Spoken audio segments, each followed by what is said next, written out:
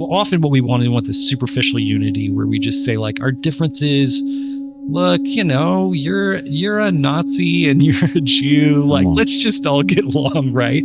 And the unity is so false. It's so right. And so we can't do it. We can't do it that way, right? And then I think it's the thing you mentioned, enemy love, right? There's just that really is to me one of the things that Jesus brings to the table. Like, and what I mean by that is like, there are plenty of like secular groups that do things that are great, right? Like they want to feed the hungry and care for the poor and like the marginalized, stuff like that. But rarely are they even interested in loving your enemy. Like, I really think that that's one thing that Jesus brings to the table. Welcome to the Church Dropout podcast. My name is Alan. I'm the host. Thank you so much for tuning in. Church Dropout is a podcast. We talk about issues, topics, and teachings related to faith, life, and culture in ways that are sometimes funny, sometimes serious, but always insightful. If you haven't already, please like, share, and subscribe to the channel. Drop a comment below. Keep the conversation moving forward. Well, today I have a guest on the show, and it's a very important guest to me. Personally, he has been a voice for me, especially through a deep, dark time of my deconstruction. Shane, his voice was one of calm and helped me walk through some of the things that I was thinking and some of the questions that I had. And he did all of this from afar. He's the host of a podcast called the Seminary Dropout. He podcast, not as regular as he once did, but he has a ton of catalog. I think the podcast has been going for 12 years, ton of catalog. Go check it out. But Shane is an amazing guy and now an amazing friend. I'm honored to host him on this podcast. We talked about the American church and processing the state of the American church in light of this last political season. We talked about Trump. We talked about the marginalized and right to life. And we just talked about a lot of things, even the gospel. And anyway, this is one of many conversations that we will have together. I am honored to have Shane on this podcast. Please go follow Shane. All of his socials are listed in the description below. Also, his books are in the description below. But other than that, I'm excited for you to hear this conversation. Please let us know what you think.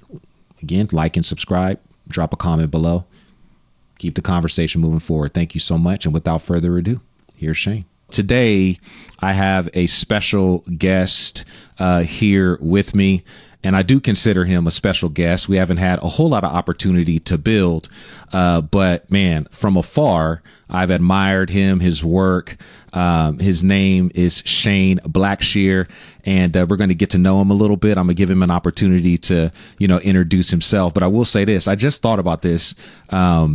Church Dropout, I kind of riffed from his name, Seminary Dropout. I just realized that before I started recording, like, wait a minute, I think I might have stole a little bit of the shine there from the Seminary Dropout podcast. But anyway, want to welcome Shane to the podcast, man. How you doing, Shane? I'm great, Alan. Thanks for having me. I'm excited to be here. Yeah, absolutely. So I'm going to give you an opportunity just to kind of share a little bit about who you are, any details you want to fill in. But I know you are a author, a speaker, podcast host, pastor, father, husband. The list goes on. Bishop. I have no idea what other titles you currently hold at this point. A student. Yeah, that's true. I want to give you an opportunity just to introduce yourself to our audience, a little bit about yourself and maybe what you're doing nowadays. And then we'll get into some topics today. Well, thanks, Alan. So I guess a little bit about me. I grew up in church and from a young age kind of felt like I had a calling to ministry. And in my early 20s, planted a church with some friends, and that lasted for a while. And kind of at the end of that, I think I had kind of processed some stuff and was ready to move on. Wasn't burnt out. I mean, maybe I was a little burnt out, but I wasn't angry or that kind of thing. I wasn't losing my faith, but ready to move on. And we were also kind of ready for a change of geography. And so that's when my wife and I moved here to Austin. That was about 14 years ago. And I thought, I'm just going to start secular career. We'll be involved in our church and that sort of thing. And so kind of did that for a while and kind of landed at a church and I became part of the kind of lay leadership team there. And then after a while, our founding pastor moved on, and one thing led to another, and our kind of lay leadership team became a pastoral team. And so that's kind of how I found myself back on pastoral staff. That season's actually about to come to an end.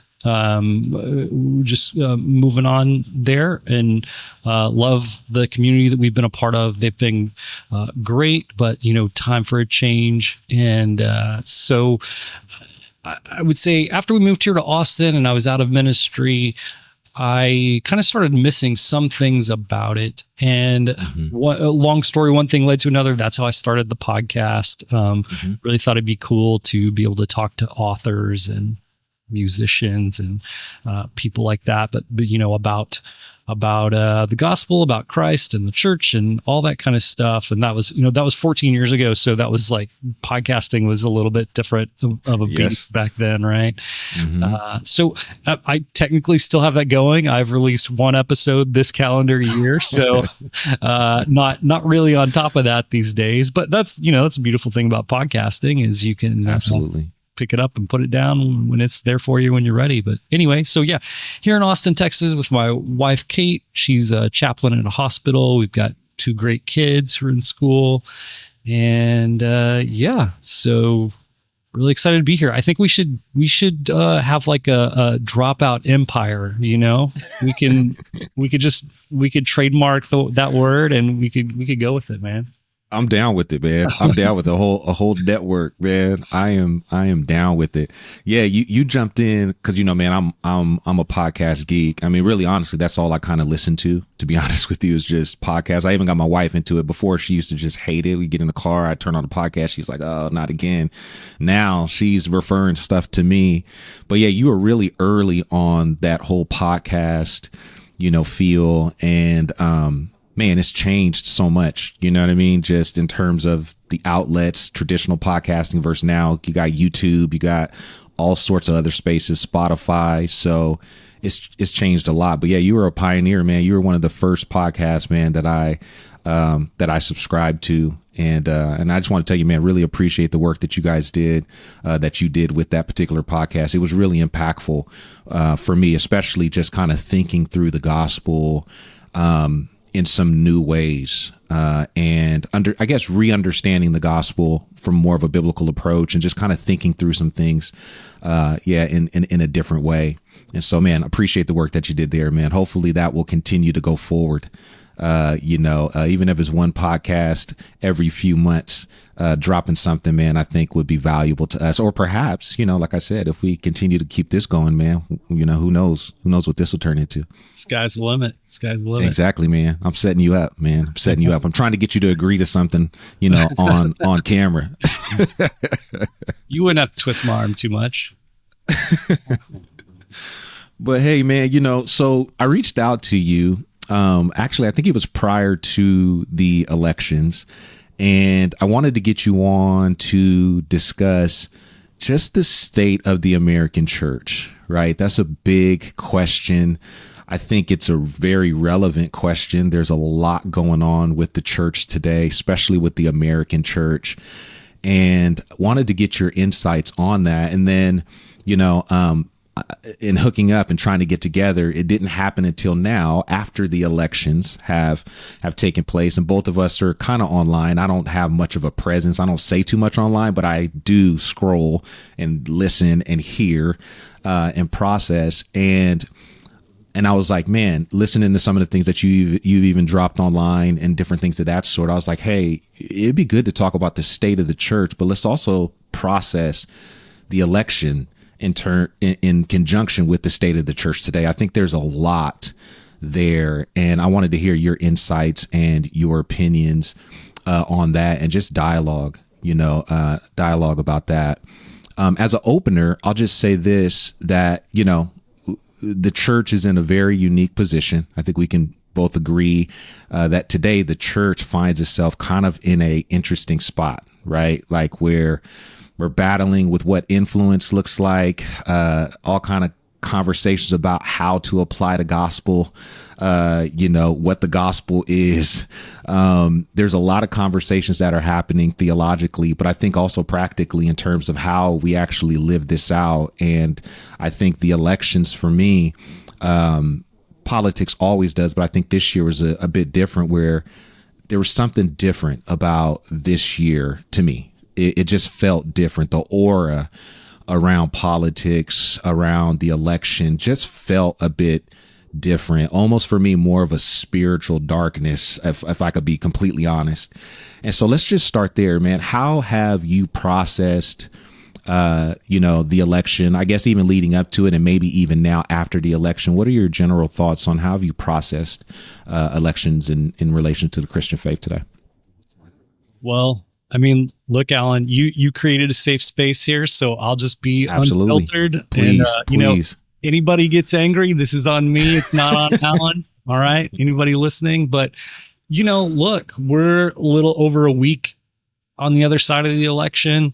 I mean, I feel like my feelings at this point are grief and mourning. Yeah. Like it's incredibly sad to me. Look, Donald Trump, he's someone who, a court of law has found him liable for rape. He's, very often using racist dog whistles. He said he's going to round people up and deport them. I think yesterday, the day before, we found out he's trying to make Matt Gaetz his attorney general, Matt Gaetz has been accused of sex trafficking. He's going to nominate RFK for his Health and Human Services position.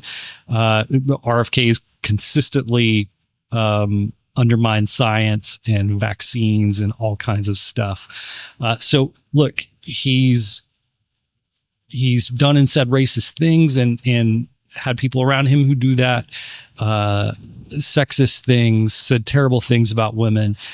All this would be bad enough. To me, it's exponentially worse that he got his way back to the White House through primarily Christians, people who call themselves Christians. That to me is the worst part of all of it. You know, if if Christians weren't known for supporting Trump and it happened, there would still be terrible things about it. But we could at least say, hey, it was against our will. We weren't wanting that to happen. That's not the case. Overwhelmingly, Christians have supported him, people who call themselves Christians. So that to me, I'm not just mourning like what the next 4 years means to our country. I'm mourning what this means for the church and and obviously it's not that the church has become compromised because they voted for Donald Trump. It's that the voting for Donald Trump exposed something that was already there. Right. Yes. And so I'm as someone who believes in the church, who believes in the gospel, it's really devastating, and so just trying to process that, I think that the church, there will be generations that will see the church as compromised because of this. Yeah. And so that's just kind of mourning that, processing all that, Yeah, that's really good. Yeah, I was just listening to someone who said that they were talking about their daughter, who's 14 years old, and who's now asking questions. She's a Christian, she's a believer, and she's now asking questions. But this is all she knows. Like, she doesn't have history to help her to understand and process this election, from a Christian perspective, and how Christians were diametrically opposed. There was a lot of polarization and a lot of hate speech, a lot of things that were happening during this election cycle. Like, this is the picture that she's forming of what Christianity looks like in the modern world, in America today. And that just kind of shook me, right? When I think of my two kids, right? I got a 3-year-old and an 8-year-old. Even though they're not at that place yet, they're entering into this type of world where it's one thing when, you know, obviously the world's going to be the world, but it's another thing when the church reflects the values of the world, and they're entering into this. And that's such a great point.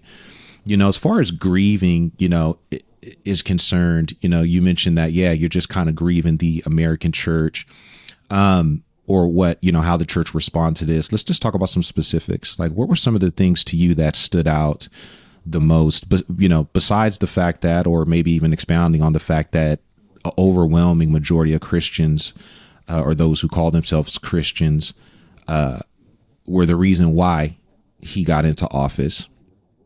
But also, what other things are you kind of grieving and processing with regards to that? In this particular, you know, season. Yeah, that's good. So there's kind of like, there's the governmental side that I kind of mentioned, like what kind of damage is he going to do during this time? And I think that people underestimate the lasting damage, because part of me goes, look, at 41 years old, 4 years is just not that long of a time, you know? Yeah. But I don't think that people realize the damage and the far-reaching implications that a really bad administration can have for years to come, you know? In his first 4 years, he really, for instance, he gutted the State Department. And so, you know, there weren't people, we have ambassadors who are supposed to build like good relationships with other countries. Yeah. He kind of gutted that. They just weren't there doing those jobs, right?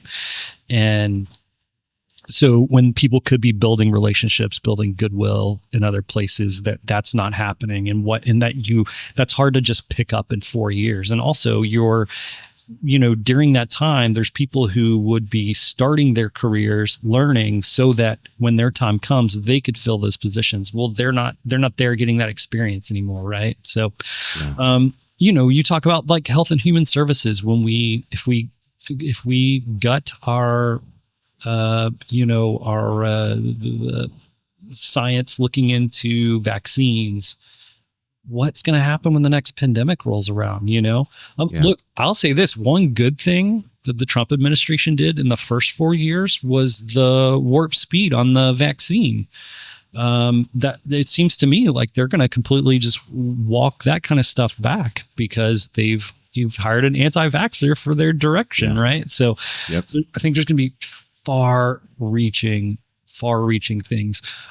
There's also, and I hesitate even to say this, but the polarization, and people often talk about the polarization as if it's the worst thing. And I want to say, well, look, if someone, if someone's racist and someone is anti-racist, the worst thing is not that they're polarized. The worst thing is that there's a racist, right? Okay. So okay, right. It's revealing some things, rather. Exactly. So, I want to say, the polarization, we don't love that. It's not great, but that's not the problem. The problem is that we've got some people who have signed on to some dangerous ideologies and dehumanizing ideologies. I'll also say, there's also, so my day job is in real estate. I've already heard stories about people who we're going to move to a blue state, or someone from a blue state going to move to the red state because that's their people. Right. And so like, what happens when you put yourself in a bubble and you only interact with people who always agree with you, and you're in you're in an echo chamber? Now, again, it's not the polarization in itself. There's also a kind of a parallel conversation that says, we just need to get together and talk, and then we'll appreciate each other and things will be better. And I kind of have a little more subtle opinions about that dynamic. So again, it's not that I want to sit down with a racist and leave that and going, oh, I really appreciate that guy more than I did before, right? Yeah. I do think, though, that guy, that racist guy, is probably not going to change his opinions on his own.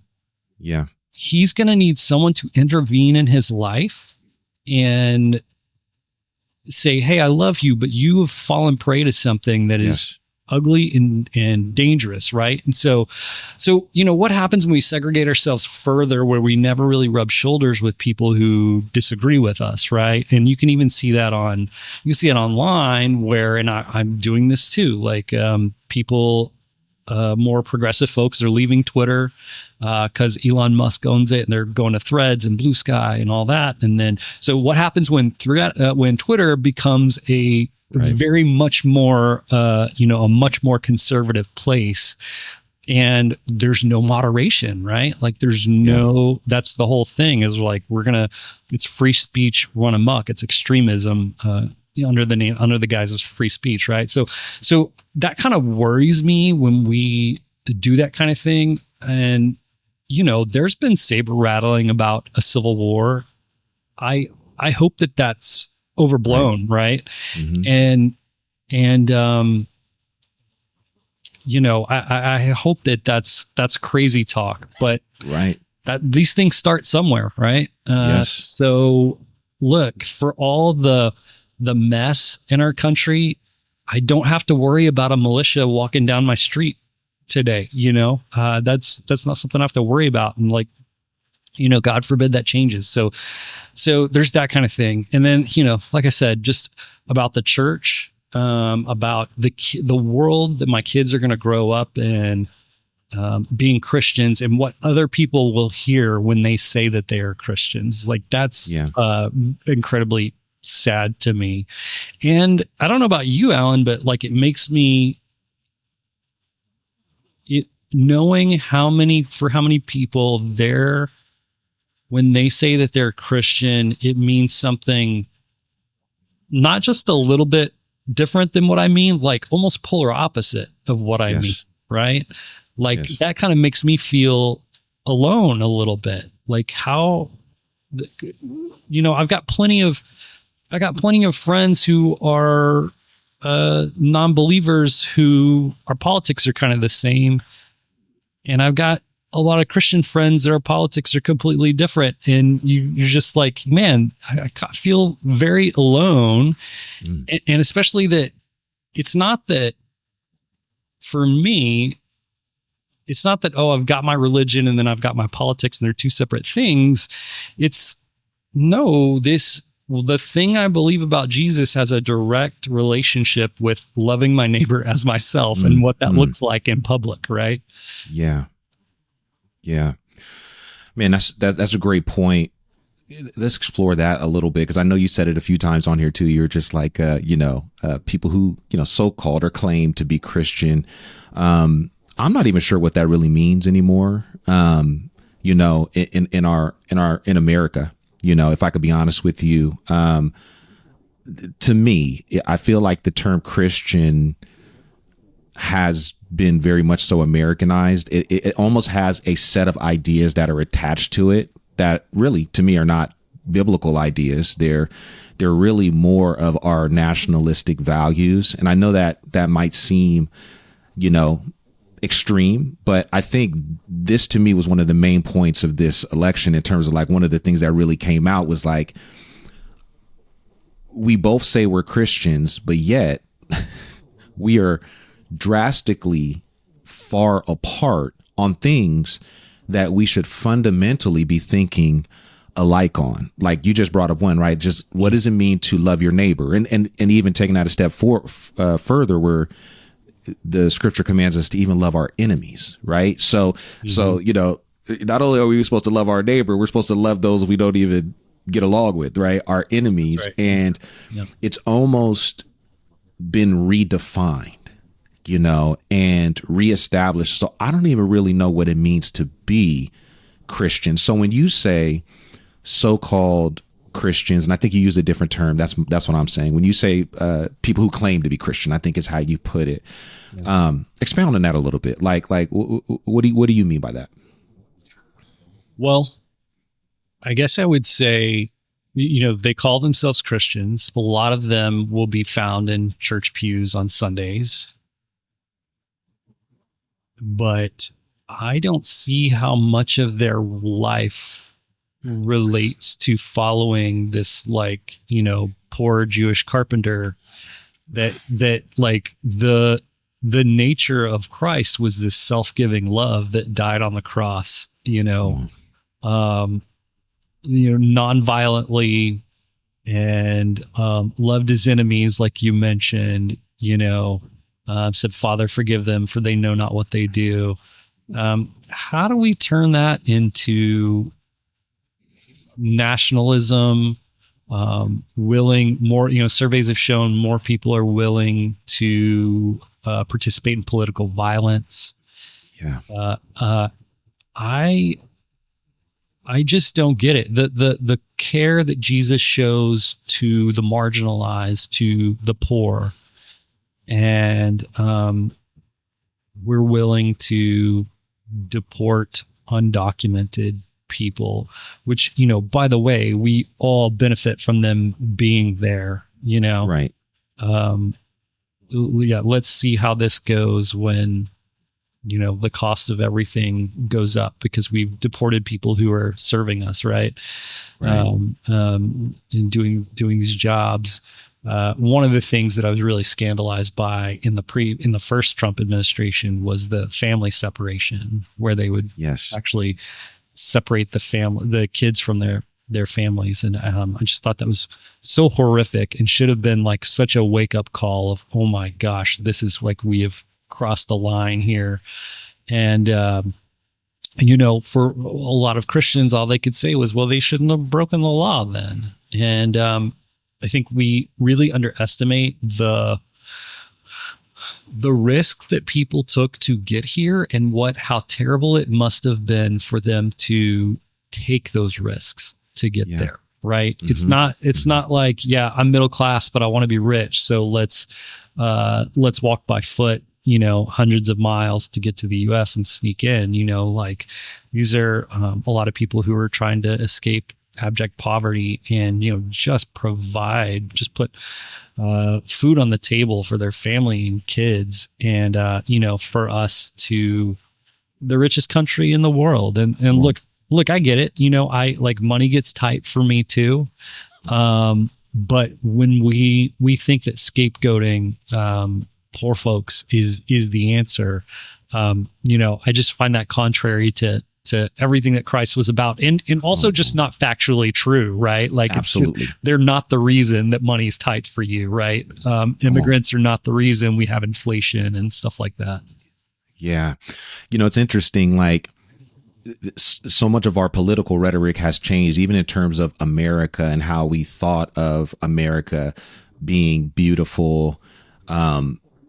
It's interesting how that has even turned. I mean, if you look like 10 or 15 years ago, maybe even 10 years ago, you listen to how that issue of immigration was spoken about, where it was almost an honor for people to want to come to America and finding any type of way for them to come to America, because America is this great place. And we, to some degree, prided ourselves on that. And I'm talking about conservative, liberal. There was no distinction there. It was like, people want to come to a country that they consider to be a place where they can feed their families, where they can be safe, all that type of stuff. Now that has almost been weaponized to the point where it's no longer, a safe place. But that's a whole, like you said, it's just changed. That's a whole different discussion when it comes to our policy. But I think in listening to what you're saying and kind of expounding upon that, there seemed to have been a lot of talk, even by Christians or so-called Christians or individuals who claim to be followers of Jesus, where we were highlighting policy over people, where it was almost a faceless, nameless, like this isn't real, we were arguing for policy, but not thinking of, like you said, the families, the people, and that's what was really concerning for me. Was another thing that was really concerning for me was just the tone by which we can have this conversation, and almost the way we were talking, or the way we talk about marginalized folks. even when it comes to protecting the right to life, I don't think those discussions were framed in a very loving way. Too, they were rhetoric and politics. It didn't have the love of Christ at the center of it. And it's just so interesting to me how we've addressed these things and we've made these more policies than we're actually even, addressing these situations or addressing these issues by looking at the people. And that's what we're called to do, right? We're called to move closer to those who are marginalized, right? We're called to sacrifice and to love and to give, but yet we've exchanged that for power, and influence. And, we've, in my opinion, we've allowed America to almost replace the kingdom and the gospel and do the work that the church is supposed to do, and opposed to the church standing up and saying, hey, that's our domain. It's our job to love and to care for those individuals. So let me ask you this, Shane, what do you think is the biggest challenge, or one of, this may be too big of a question, but what do you think the biggest challenge, what do you think the biggest challenge the church is facing in terms of unity and witness? Now, I know what you said earlier about, unity in terms of, maybe sitting down with someone who claims to be a Christian, but is holding values that are just not Christ-like. When, we're talking about a racist individual, or we're talking about somebody who's totally antithetical to what we believe is the gospel. That's different. But there is also a part of the church that is suffering from, disunity. It's very disjointed, who are struggling to kind of find middle path, middle ground, in terms of, I may be more conservative in my American belief, but I'm still, this is still my brother and sister. What do you think the biggest challenge in facing, that the American church is facing in, with regards to unity and witness? Right. Yeah, that's a good question. Cause I think there is I still do think that there's kind of an allowable spectrum of what our politics could look like as Christians. We're way beyond Mitt Romney versus Barack Obama, but Absolutely. I get that that was a little bit harder of a decision. You know what I mean? Yeah. Yep. I get that. Right. Yep.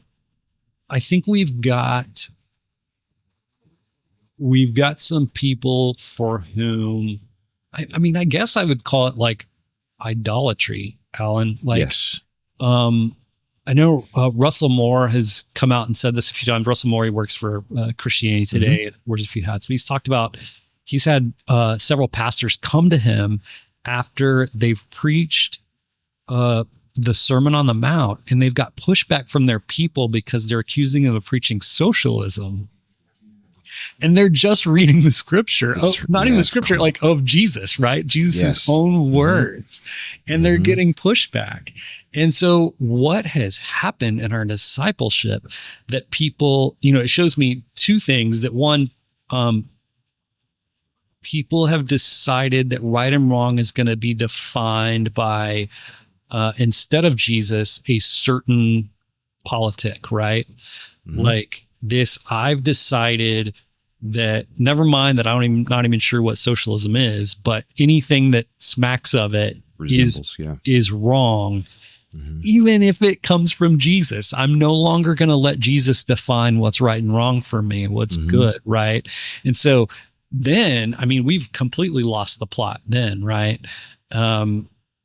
We can talk about, I think people used to, they could make a case that, again, I'm thinking Mitt Romney conservatism, right, was somehow, maybe better for the poor, right, for whatever reason, right? I think we've gotten to the point where we don't even care what's better for the poor. It's just, no, capitalism is the king here, and anything that questions that is evil and needs to be put out. Who cares what Jesus said, And look, I think it's hard to be a pastor right now. I totally get that. Having said that, I think we need We need some pastors who are going to be brave and say the things that need to be said and preach against Christian nationalism for the heresy that it is. Preach boldly the words of Jesus. Hey, look, the early church in Acts, they sold their possessions, gave to anyone who has need. Let's think about that for a minute, right? Yeah. And look, I get it. There's pastors that would probably be fired for speaking out against those kind of, the Christian nationalism, stuff like that, preaching Sermon on the Mount. Look, we in Christianity, we've got a history, we've got a tradition of martyrdom. Yeah. So if some people can speak out and lose their life, like I think some pastors could speak out and maybe just, they go sell insurance or something, right? Like be willing to like lose their jobs over it. And but also you're opening space up there, right? Like that's the worst case scenario. You may not lose your job over it. You may lose some people over it, but what good is it to gain the whole world and lose your soul, right? Like what is it a church or is it a country club or is it like an affinity group? Is it a church or is it a Republican club? What are we doing here? Come on. What are we doing here? If it's not the church, then let's go do something else on Sunday mornings. But let's be the church, Yeah. Yeah. Do you think it's possible? Let me rephrase that and put it more towards a question. I'm finding it to be more difficult I can't remember who said this historically, who said this in history. I can't remember if it was Aristotle or I can't remember, but they were talking about there's certain professions that make it really difficult to be a Christian, right? And it's not that they're bad. It's just that it causes you to compromise by the nature of the actual role, right? I mean, military is like one of those that's really difficult, right? Right, because of what it requires for you to do, right? And those are choices and decisions that people make, and and so I'm finding it like really difficult to know how to participate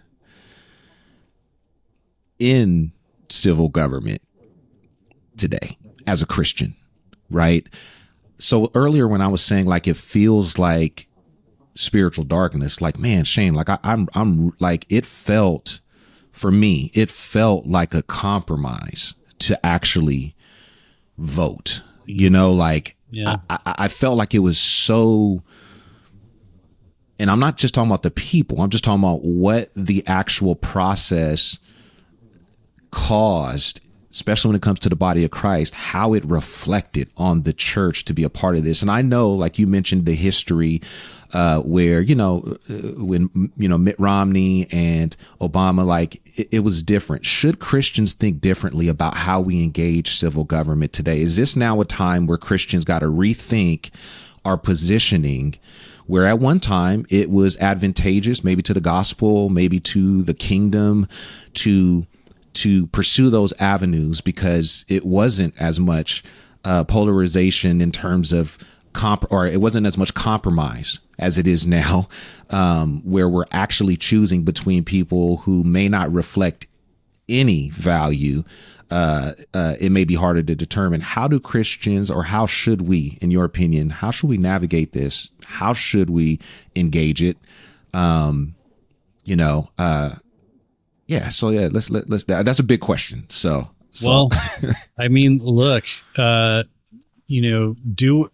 what you will with this. I've been all over the map with this. Look, I grew up in, Republican household and in college had my George W. Bush t-shirt, and went through, kind of a lot of life happened.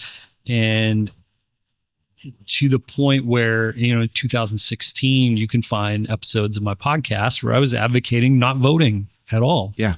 And I think I was, part of that was wrestling with the kind of thing you're talking about. Like, what's it mean to be a kingdom citizen first and foremost? Yes. Come on. I'm really wrestling with that. And so that was kind of the product of that. So we know what happened in the 2016 election. Pretty soon after that, I came to regret that decision and felt that it hurt some people. Look, we can be, I heard someone say on Twitter, someone that I like very much, say, I'm an Anabaptist, so it doesn't really matter to me what happened in politics. Well, what about, those kids separated from their families? It mattered to them. The other thing we haven't talked about with the Trump administration is not just the direct policies, but the emboldening it is done to racist people, misogynistic people, the hate crimes that increase in 2016 when he became president, because people were emboldened. So it was kind of it wasn't a direct relationship, like it wasn't a policy, right? But it emboldened the wrong kind of people, right? They kind of got this sense that like, it's our world now, we can do what we want. So I came to the conclusion that like my decision not to vote hurt some people, like some people that Christ loves deeply.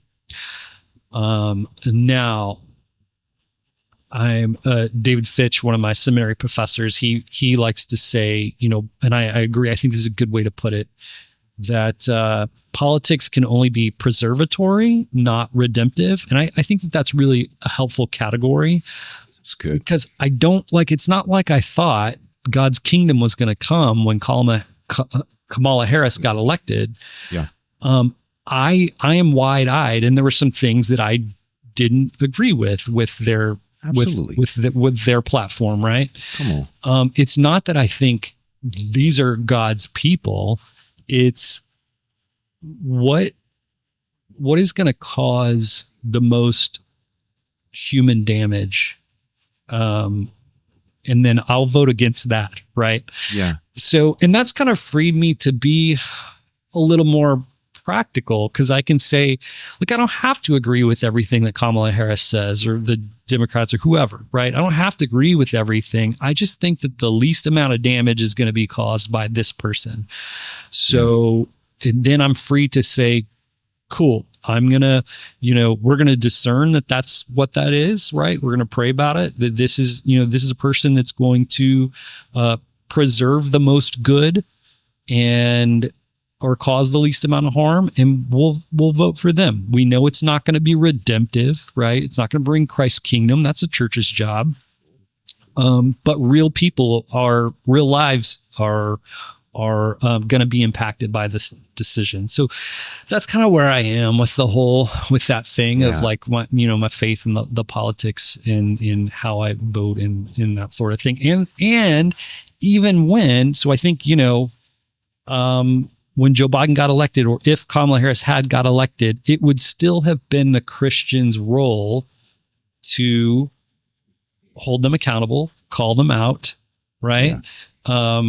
For the things that they do. I think there's some good examples of, people calling out the Biden administration and the way they've handled the Israel-Palestine conflict. I think there's some beautiful, and they're left-leaning people, right? Like they're people who voted for them, but are now saying like, you're not doing this well, and we're going to call you out on that. I think that's the role of Christians in society. One, not the only, but not the only. Yeah, absolutely.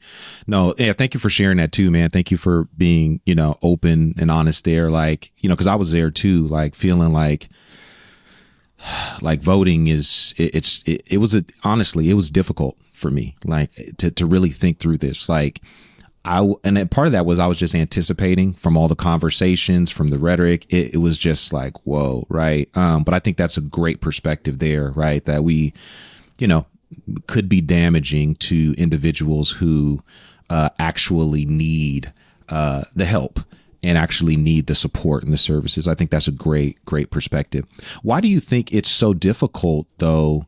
Okay, because hearing that seems very reasonable and logical to me, right? Like you're prioritizing your Christian faith. You're prioritizing, you're following Jesus. I'm a kingdom citizen first. I also know that we live in a world that has that's fallen, that's not going to be perfect. And we know that there are things that affect it, and we participate in order to further the goodness of God and common good for all folks. And so part of that is participating in government. And that seems reasonable to me, right? But what I heard this election season was people saying you can't be a Christian and hold that view. You understand what I'm saying? No, like, how can you be a Christian and not be for, and, you know, or not hold this tightly? And we know the right to life is always a huge one for evangelicals and different things of that sort. But there was almost the elimination of being able to reason and wade through this, where you're making a choice, right? You're like, hey, I know we don't even have to go there, right? We both believe in the protection of all life. Come on, like that's a Christian value. It's not a political value. But why is it so hard for for Christians or people who say they follow Jesus? Why is it so hard for us to hold these two things in tension? Why is it so hard for us to hold our voting intention with our kingdom, our kingdom perspective, and not rule one another out of the kingdom based upon how we're wading through these weighty issues? Yeah, it's good. Yeah, I mean, you mentioned the right to life thing. I think that's always been in my lifetime, in our lifetimes, like that's always been a big sticking point, and kind of like a no pun intended, kind of a trump card. Yeah, no matter how bad my guy is, he's pro-life. So, you know, we're going to support them. One thing I'll say about that is Trump said in this election, I will be good for reproductive rights. That should have taken the only excuse. I'm not saying it was ever a good excuse. That should have taken the only good excuse away from people for voting for him. He straight up said it. Yep. So, you know, I question, even in that narrow sense, is he pro-life? It sounds like that's very ambiguous. And again, I think it's a very narrow sense of being pro-life.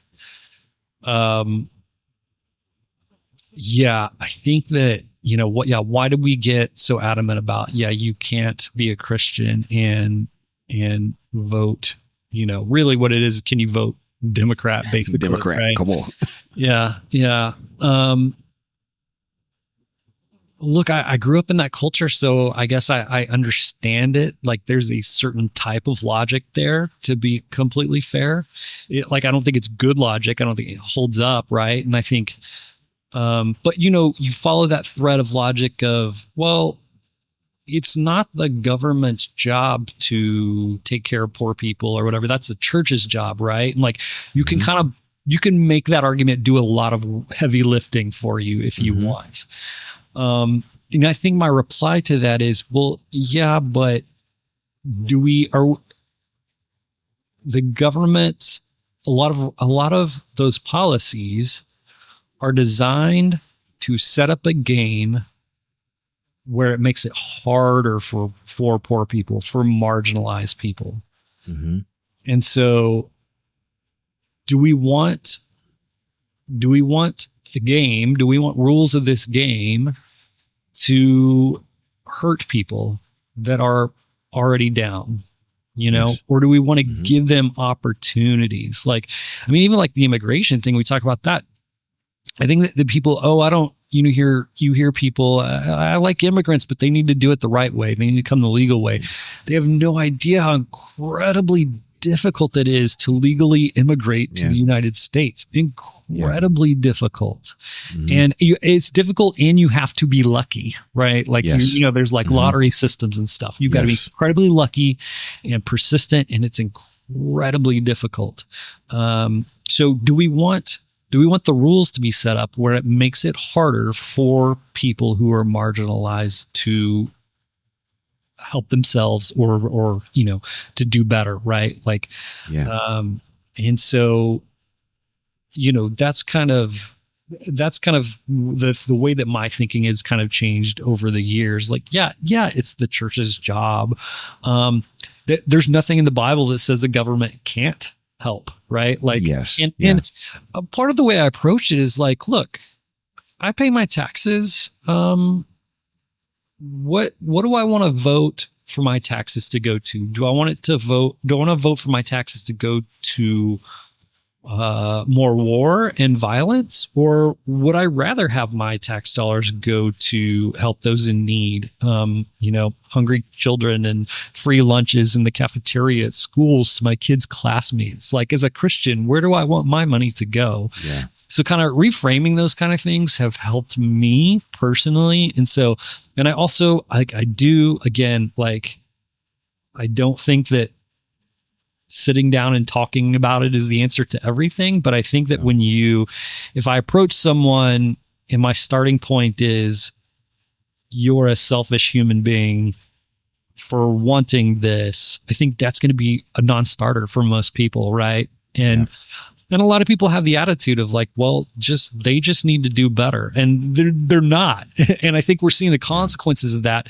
The consequences of that are, when I don't rub shoulders with these people, when I don't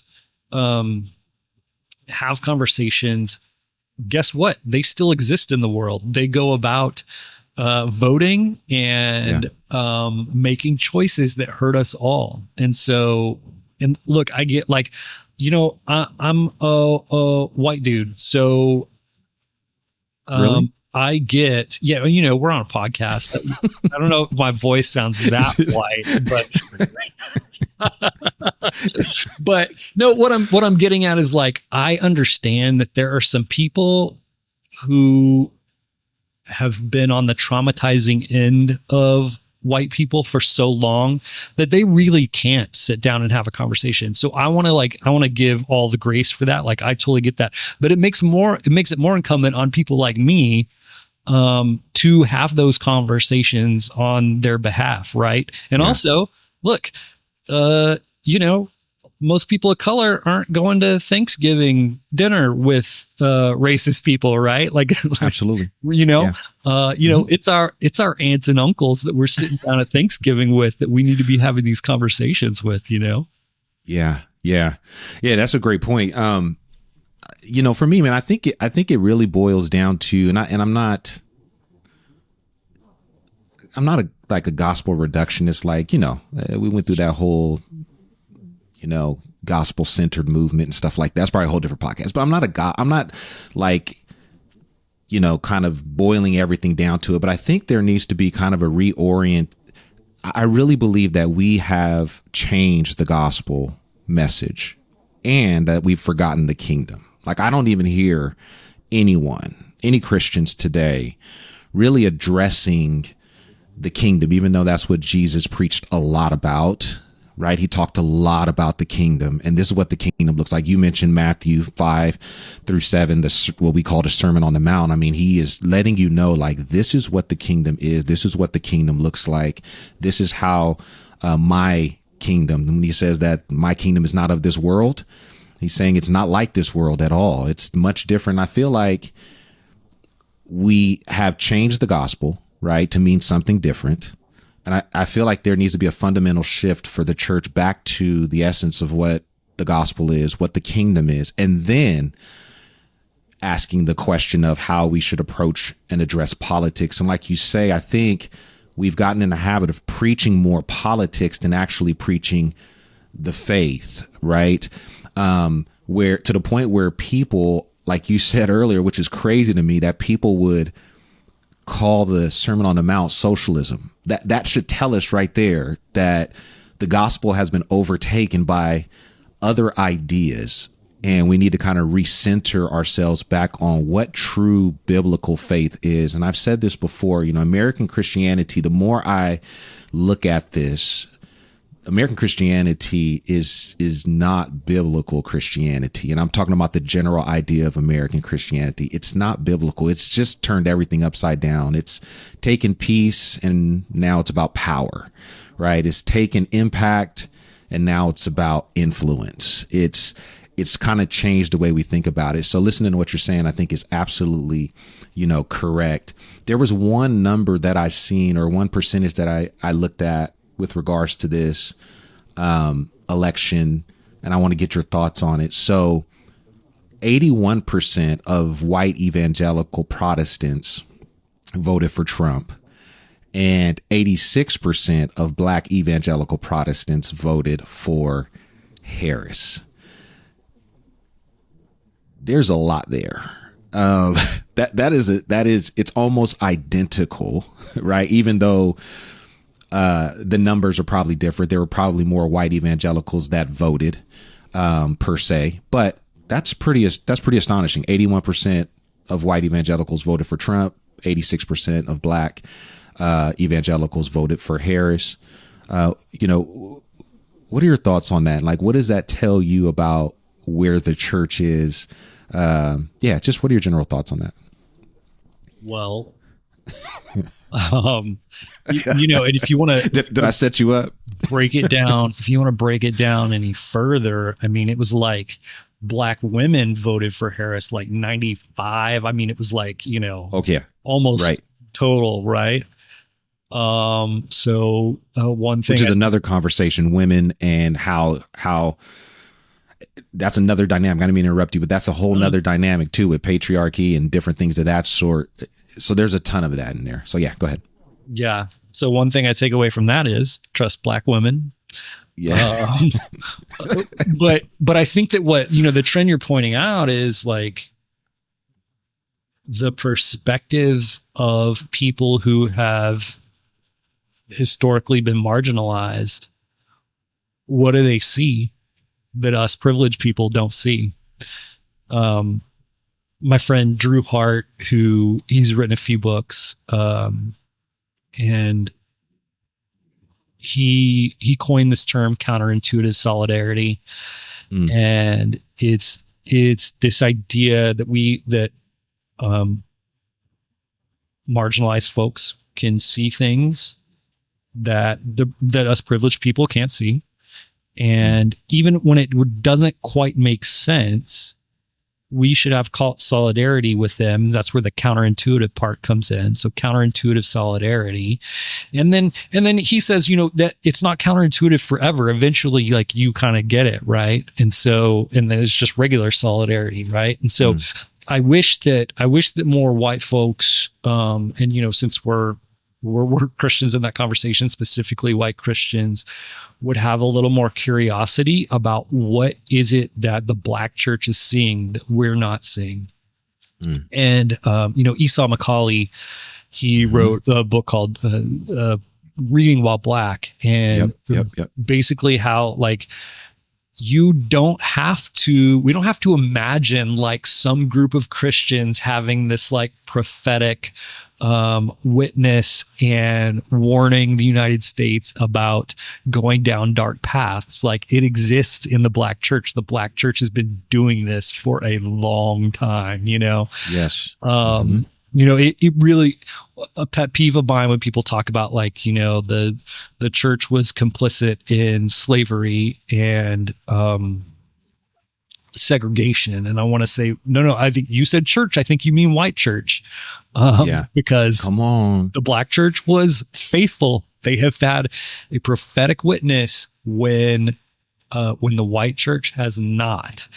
And so we look at that, and I would say even, a lot of Trump supporters today would say like, oh yeah, slavery was wrong or whatever, and segregation was wrong. And yeah, the black church got it right then, but now we're getting it right. And like, oh, we just happen to be the generation who's getting it right when the black church has got it right. And the all along, all throughout history. Right.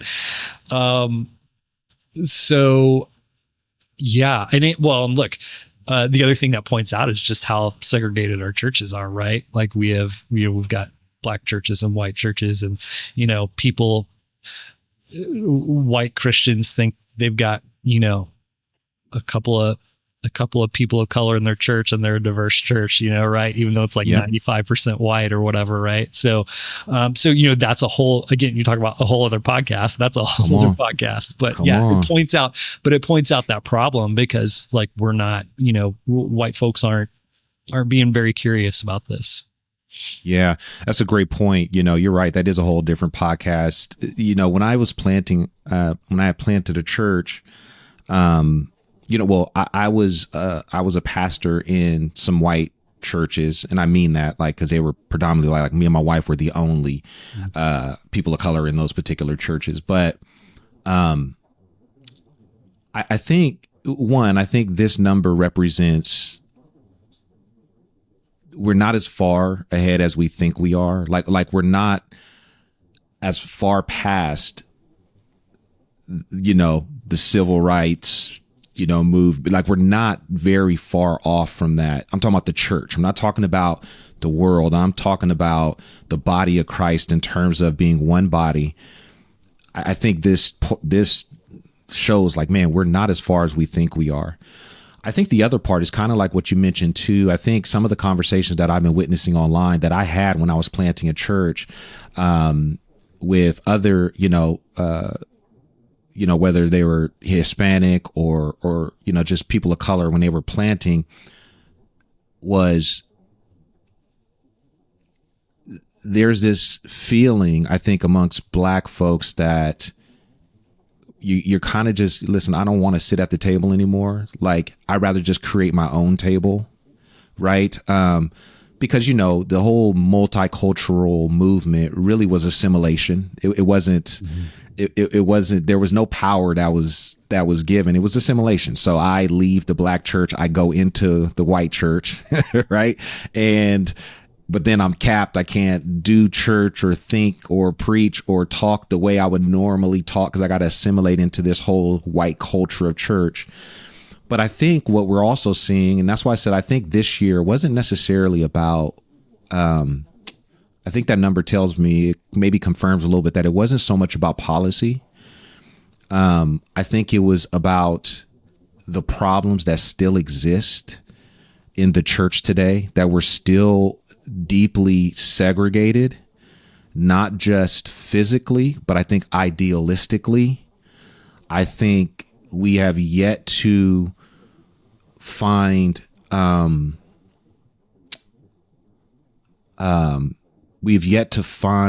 appreciation, especially when it comes to, in my opinion, when it comes to the Black church, and the voice of the Black church. When it comes to certain issues and being able to really navigate and speak, Black folks have always had to, and I know you get this, but Black folks have always had to, we've always been in this place where you love America, right? And you're also mad at it. Okay. And those two things never collide. It's we can critique what we love because we've always kind of had to live inside of that existence. And I think what this has shown is that divide is still there. We are seeing a different America than some people are seeing, and that line is still there. And then lastly, I'll say this is that, and I just kind of felt this way, and I'm probably going to get in trouble for this. I just feel like there's certain, like the right to life and different things of that sort is, I feel like those are, theological excuses to not engage the real issues. You understand what I'm saying? Like it's almost like you said earlier, no pun intended, it's almost a trump card to not have to really engage the problem that we have as the church of the living God today that's really divided, not just in terms of race, but even in terms of the application of the gospel in the kingdom. I mean, you said Jesus was Jewish earlier, and we've almost forgotten that in our form of Christianity today. So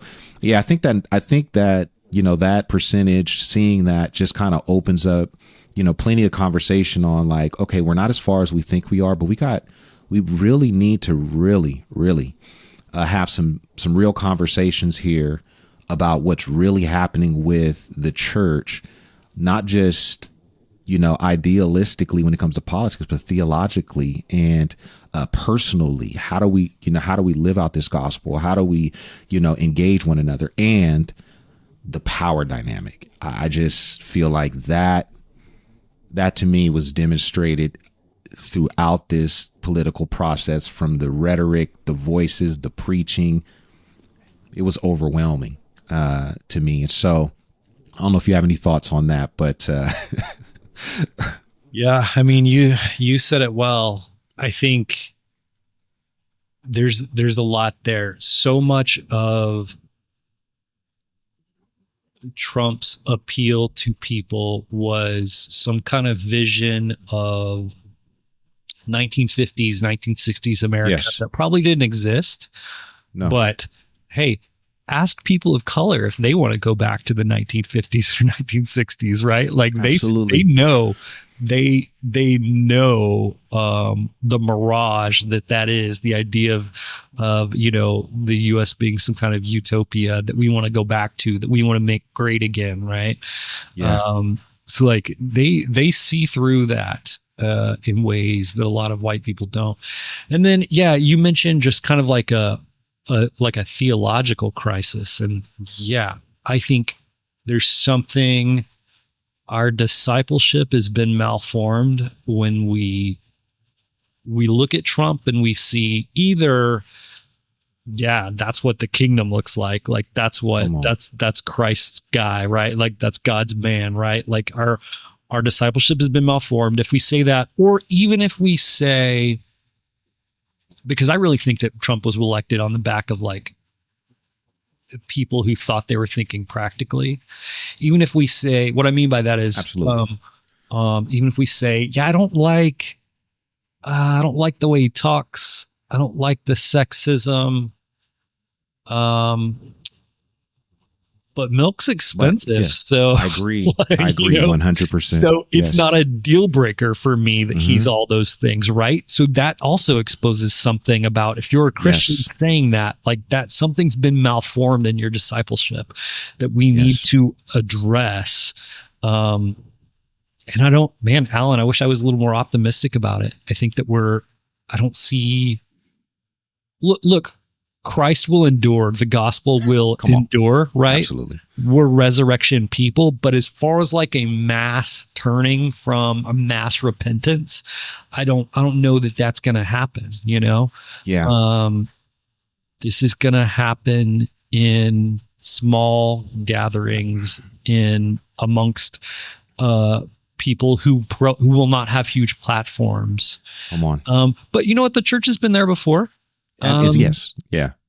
Yeah. Absolutely. The church works great on the margins. So absolutely. There's something beautiful about that, right? Yeah. I actually think you hit it, man. I think, if we can interpret, or if I can interpret like what I'm seeing, I actually think like to some degree, this is a call to the church to return to the margins. Like I actually think the church has never functioned mainstream. It's whenever it gets into the mainstream, we could go back historically. I don't know. Some people think the Constantinian period, and once the church has been established in the mainstream, it doesn't work as well. It's always worked when it's been on the margins, and that's what it is. It's really a faith that thrives there. But I agree with you. I guess. And I love what you just said. I guess the idea is that there's always been the church within the church. And maybe what it is that we're seeing, right, is not the church. And those who truly have an ear will hear, and the church will continue to do its work, in those places where God is actually moving. Unfortunately, from a public standpoint, we got to wade through all of this mess. But here, as the final question, and maybe this is an optimistic question, but how can churches, be a source of hope and healing for a politically fractured nation? Now, let me qualify that just a little bit. Even after the election, we've seen people on both sides. I've seen it on both sides, and I'm just being upfront, where people are unfollowing, if they voted for this, don't, if they voted for this, don't be friends, don't. And again, I understand that, the scripture says we do our best to be at peace with all men, right? Sometimes that's not possible. But we do what we can. We do what we are called to do, which is to love people who are hard to love, mainly because we are all hard to love, right? But But the church's response should be one of hope. So how can the churches today, how can we as the church, rather, the body of Christ, be a source of hope and healing, during this time? How can we be a source of hope and healing for a politically fractured nation? Yeah, that's a good question. It's a big question. Well, one, preach the gospel, and by that I mean this, but not just this, not just Christ died for your sins, so pray a prayer and go to heaven after you die. But all right, I think that the gospel entails, look, the gospel, shortest way I can say what the gospel is, Jesus is king. There are implications for Jesus being king. Preach, Shane. One of my professors right now is his name's Matthew Bates, and he wrote a book a couple years ago that really made some things fit for me, but it's called Salvation by Allegiance Alone, which is obviously a play on by grace alone. Absolutely. And he makes the case that like this word, this word grace, when it's used in certain situations, especially when there's kingship language in view, that maybe a better translation would be allegiance. And so, so if the gospel is Jesus is king, what does it mean to have allegiance to that king, right? And so that's vastly different from I prayed a prayer and so now I'm in and we can move on with life. Like check the box for the afterlife, right? No, I have to have allegiance with this king. And so look, there are churches out there who they want to do the thing you said. They want to bring unity and healing to the country, but they're not interested in condemning Christian nationalism. They're not interested in between the oppressed and the oppressor. They're not interested in picking a side. And that's never going to work. You're going to keep your constituency and that's fine, but you're not going to bring healing and reconciliation to the world. So look, Jesus said, like, I came dividing men from their fathers and women from their mothers. Right. And so there's a like counterintuitive, almost like unity by disunity thing going on. Right. That's good. That Jesus talks about. Don't be mad at me. Put that on Jesus, right? Come on. And so because often what we want this superficial unity where we just say like our differences, look, you're a Nazi and you're a Jew. Like, let's just all get along, right? And the unity is so false. It's so right? And so we can't do it. We can't do it that way, right? And then I think it's the thing you mentioned, enemy love, right? There's just, that really is to me one of the things that Jesus brings to the table. Like, and what I mean by that is like, there are plenty of like secular groups that do things that are great, right? Like they want to, feed the hungry and care for the poor and like the marginalized, stuff like that. But rarely are they even interested in loving your enemy. Like, I really think that that's one thing that Jesus brings to the table that's like really new, right? And so loving our enemy well is not just telling them the thing they're doing is okay, right? You got somebody you love and they're addicted to drugs. Like, the loving thing is not saying you're okay, keep doing that, right? It's speaking truth to power a lot. But yeah, loving those enemies. Hey, you're loved and you're welcome here. Now, I'm not going to let you run amok here, right? Like, we're going to call you out on stuff that's hurtful to you and others. But we love you here. And so I think that that's going to make the difference. Look, a lot of ink has been spilt by on this too, but a lot of Trump's base are disaffected young white guys, right? Yes. So, we can look at them and say, and we're not completely wrong, like, hey, you're just like, you're racist and sexist and, you're the most privileged people, so get over yourself. There's some truth to that, but we can also say, whatever the reason is that they're in this place, they got there somehow. Like, something in the world taught them to behave like this. So, they're disaffected, whether they brought it on themselves or not. They're disaffected. And so I actually think that the gospel has a lot to offer those people. Yes. Right? The community and love. And like the men are not okay. Like I'm sure you've seen it too, like anecdotally, and we've got the numbers, right? We've got the data. The men are not okay. And so I actually think that this message of self-giving love of Christ should be really appealing to men, to those who feel disaffected. And so I think that if we choose it, the gospel offers healing for this, right? Yeah. Come on, man. That's good. Good word. Good word, man. I appreciate that. Yeah, very good. So encouraging. And there's a couple things that we're going to have to circle back on that we brought up in this conversation. I love that this man thing, I think we need to talk about that. It's needed. Like the conversation is needed. Everything you just mentioned. Also the gospel, man, I would love to just explore that even more. The gospel is much more vast and much more wide than we're actually making it. The only thing that I'll say in adding to what you said is, what you said just made me think about in loving, right? Jesus demonstrates a real love that moves towards those whom are suffering, right?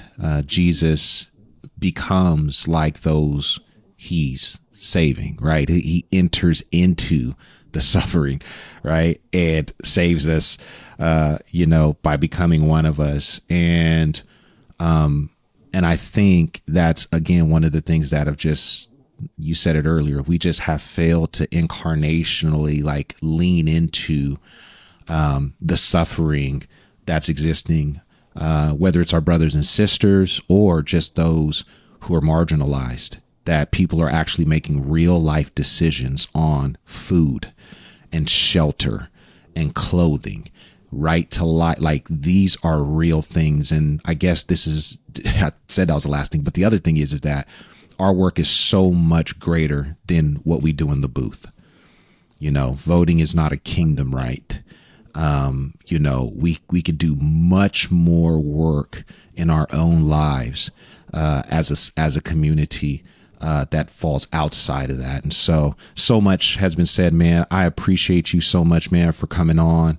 I will send all of the hate mail to you. Do it. But brother, listen, man, you bless me, man. Honestly, man, I appreciate you so much, man, for taking the time, man, and having this conversation.